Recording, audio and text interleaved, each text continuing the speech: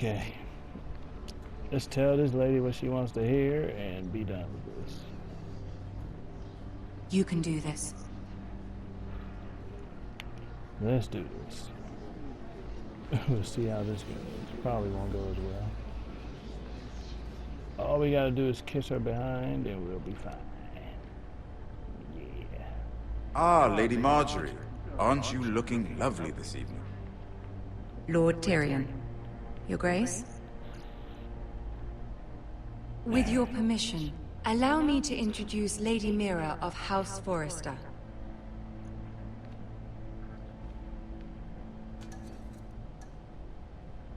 Neil. Your Grace. The girl knows her courtesies. Impressive. You may rise. House Forrester is a northern house loyal to the king. Are they? I beg your pardon, Your Grace. I wasn't talking to you. I want to hear from the girl. Is your family loyal to the king? Perhaps you should ask the new Lord Forrester.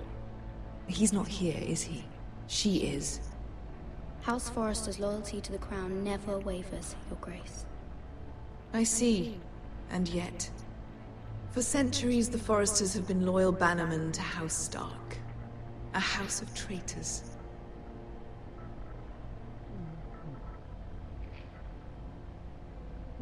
Yes, Your Grace. They are traitors. The Starks were your liege lord, yet you name them traitors so easily. Clearly her loyalty wavers quite a lot. If she has any loyalty at all. Yeah. Is your house willing to swear fealty to your new liege lord, Roose Bolton?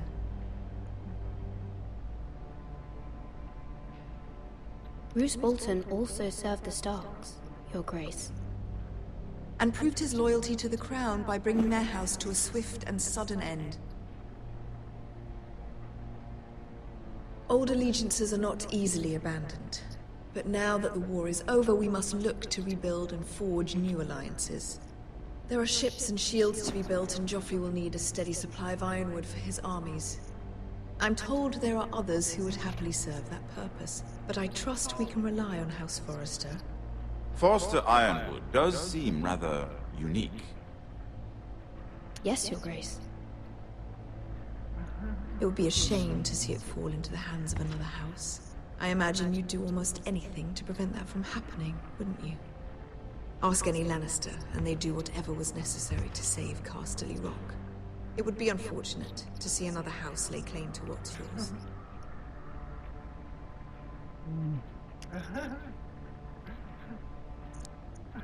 Or nothing, perhaps. It's hard to tell either way. What would you have the girl do, Cersei? It's not as if she fought beside the Starks, wielding a battle axe for the Northern Army. It raises an interesting question, I suppose. Can we truly blame those who end up on the wrong side of the war? Our dear Marjorie here was betrothed to Rhaenyra Baratheon on the false assumption that he would one day rule the Seven Kingdoms. Can we fault her for her mistake? Should she be held accountable?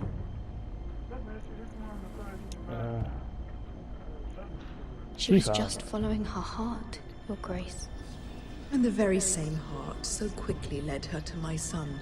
If there's a point to this, I hope you find it quickly.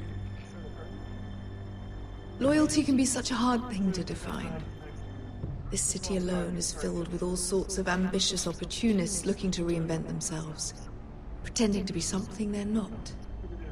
Who knows what lurks within their hearts? You are a girl from the north, here in service to Lady Marjorie. One can only assume her interests are yours. Yet loyalty to a king, that must be absolute, beyond question. And if your loyalties were to become conflicted between your king and the very person whom you serve, what would you do then? I'm sure she would... Let the girl answer the question. Go on. I would be true to the king, Your Grace. Well said. I was beginning to worry you didn't have your priorities straight. She is a threat to the crown, isn't she? The most dangerous handmaiden in all of King's Landing. My sense is this girl will say almost anything to get what she wants. which is not very encouraging. Yeah, whatever. I'd like a word with you, if I may. Of course, Your Grace.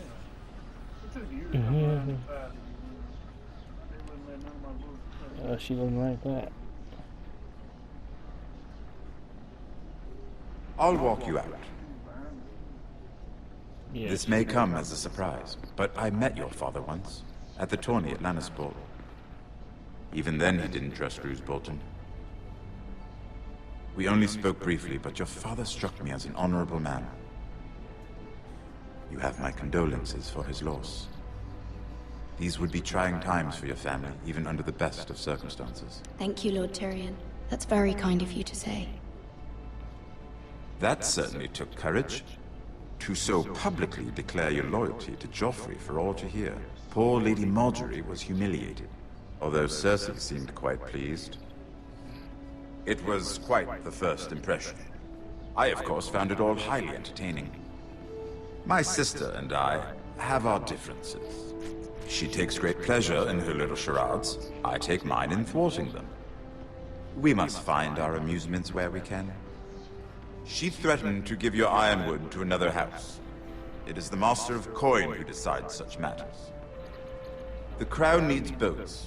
Boats need wood, and I speak for the Crown in this regard, not her. You can help my family. I suppose the Crown could be persuaded to secure ironwood from House Forrester. Lady Marjorie might not look favorably on such an alliance, and it would infuriate Cersei. Although what would be amusing for me might prove rather dangerous for you and your house. Are you willing to risk that? It may be far too dangerous. In fact, forget I even suggested such a thing. I'm sorry, Lord Tyrion. But it's a risk I cannot afford. I admire your discretion.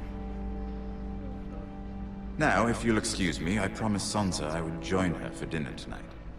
3 beautiful bottles of Dornish wine await my arrival. The mere thought of them makes me thirsty already. I hope we meet again. Nothing would make Cersei happier. Until then, be careful. This is not the North. King's Landing can be a nest of vipers to the uninitiated.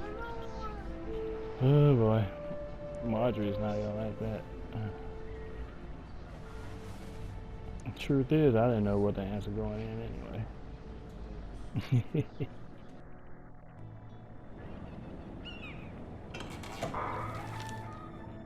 Now we get you. Mira, I was worried.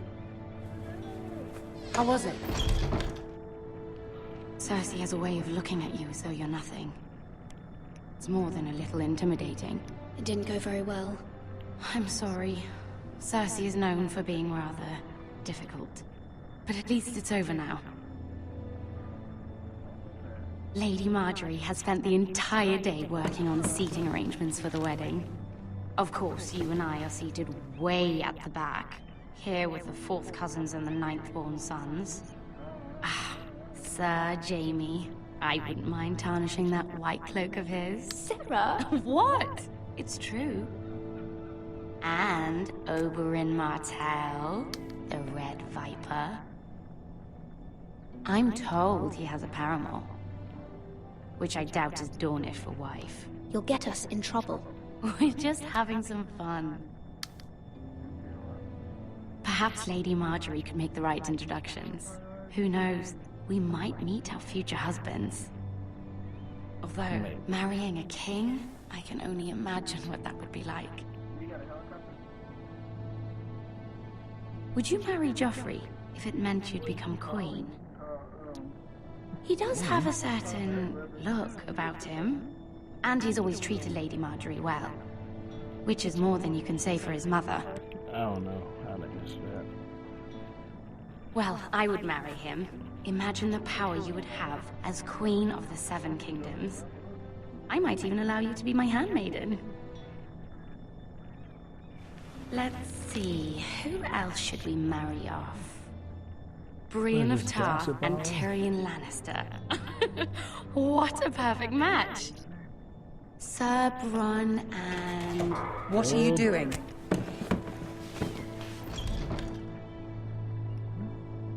Well? I'm Sarah? sorry. I'm sorry, my lady. As am I. We shouldn't have been messing about. This is not a game. It's a battle plan. Allies and enemies can be made with every move. Yet they say it is men who are powerful. The Queen was pleased by your display, Mira.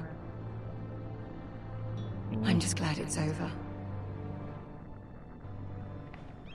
King's Landing can be exhausting sometimes. There's always someone to please or some perceived slight to smooth over.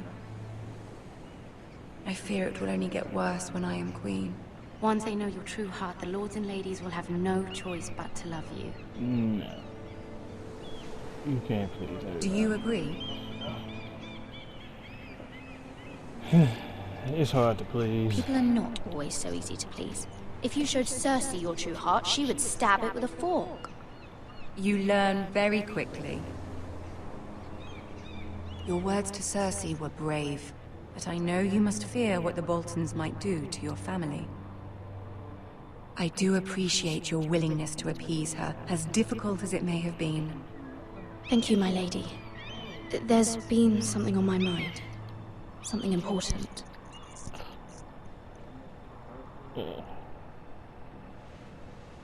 I don't know what I should do here.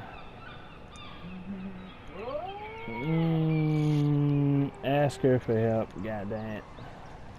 I did have a favor to ask of you in return. Whatever you wish to say, you can say it in front of Sarah. There are no secrets between us. She might blab. It's about my family. I trust her.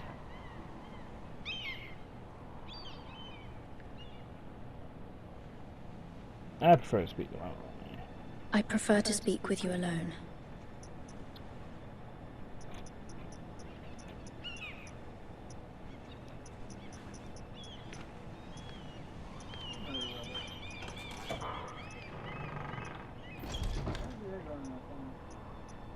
Go on. Ask.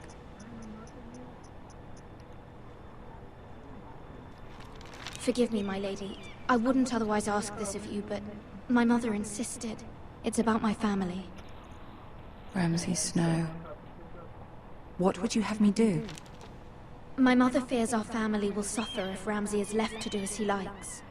She thought, if a raven could be sent to the Boltons to let them know House Forrester has the protection of the crown. I know it's a lot to ask of you, and I wouldn't otherwise, but she insisted. That is no small request, especially now. I know, my lady, and I wouldn't ask this of you otherwise. But my mother has left me no choice. She insisted. Joffrey knows only too well your family fought for the Starks, and now you would have me ask him to intervene. Is the situation that dire? Joffrey will not look favorably on such a request. I will forever be in your debt. My family will forever be in your debt. I don't know, Mira. If Cersei were to find out...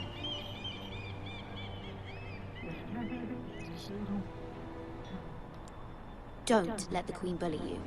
You have power over him, Lady Marjorie, as no one else does. Not even his mother. Ramsay Snow will arrive at Ironrath within the week. I would never ask this of you if it weren't so urgent. Very well. I'll make your request, but I cannot promise anything. Thank you, my lady. I will send a raven to my family at once. Ravens. And I might have lit a fire there. And I will catch you in the next part.